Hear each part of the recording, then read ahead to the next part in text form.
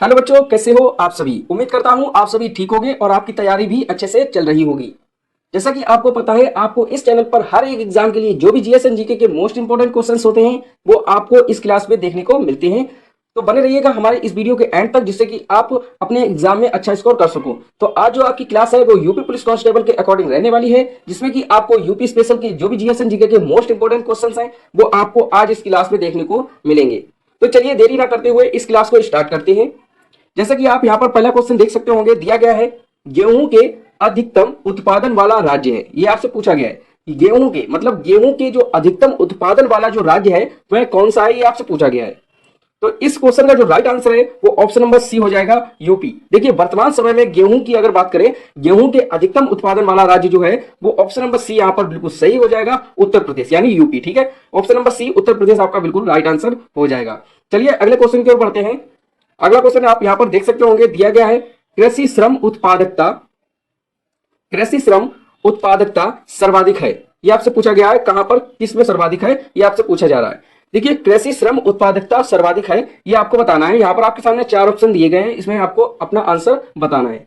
तो देखिए कृषि श्रम उत्पादकता सर्वाधिक कहां पर है, तो पश्चिमी उत्तर प्रदेश में। ठीक है, या पश्चिमी यूपी में कहें तो आपका जो राइट आंसर है वो ऑप्शन नंबर डी यहां पर सही हो जाएगा। जिसका भी ऑप्शन नंबर डी आ रहा था बिल्कुल सही है, बिल्कुल परफेक्ट है। चलिए अगले क्वेश्चन की ओर बढ़ते हैं। अगला क्वेश्चन आप यहां पर देख सकते होंगे, दिया गया है उत्तर प्रदेश यानी यूपी एवं मध्य प्रदेश की संयुक्त राजघाट नदी घाटी परियोजना स्थित है।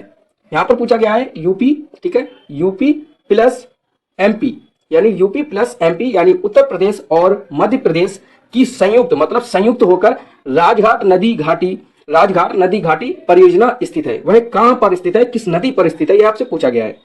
उत्तर प्रदेश एवं मध्य प्रदेश की संयुक्त राजघाट नदी घाटी परियोजना की बात की जाए तो यह किस नदी पर स्थित है, तो यह जो है बेतवा नदी पर स्थित है। ठीक है, बेतवा नदी पर स्थित है। तो आपका जो राइट आंसर है वो ऑप्शन नंबर डी हो जाएगा। जिसका भी ऑप्शन नंबर डी आ रहा था बिल्कुल सही है, बिल्कुल परफेक्ट है। बेतवा नदी पर आपका राइट आंसर हो जाएगा। चलिए अगले क्वेश्चन की ओर बढ़ते हैं।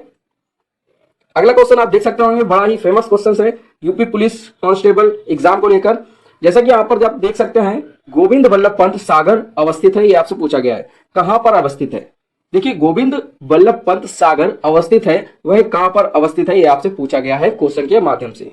तो यहां पर जो आपका राइट आंसर है वो ऑप्शन नंबर डी हो जाएगा, सोनभद्र में। ठीक है, ऑप्शन नंबर डी जिसका भी आ रहा था बिल्कुल सही है, बिल्कुल परफेक्ट है। सोनभद्र आपका राइट आंसर हो जाएगा। अच्छा चलिए ये बताइए कि जो गोविंद वल्लभ पंत सागर है वो किस नदी पर स्थित है, ये आपको हमें कमेंट में बताना है। किस नदी पर स्थित है ये आपको बताना है कमेंट में।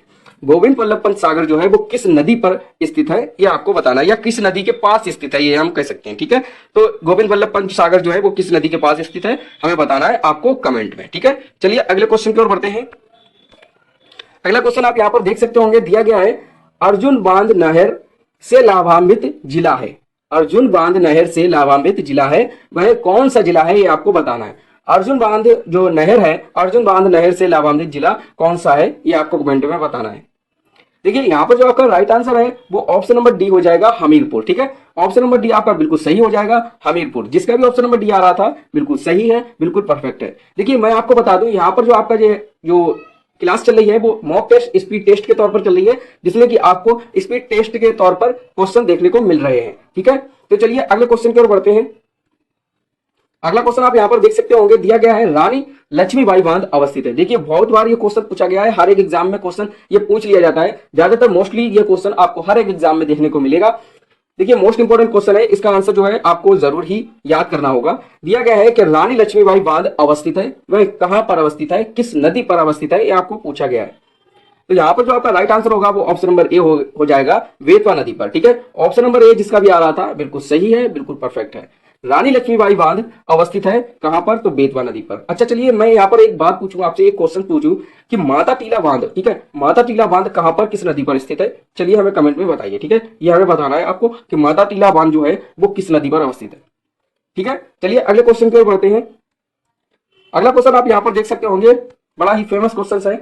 निम्न में से किस नदी को राष्ट्रीय जलमार्ग संख्या 1 के रूप में संयुक्त किया जा रहा है। ठीक है, ये आपको पूछा गया है क्वेश्चन के माध्यम से।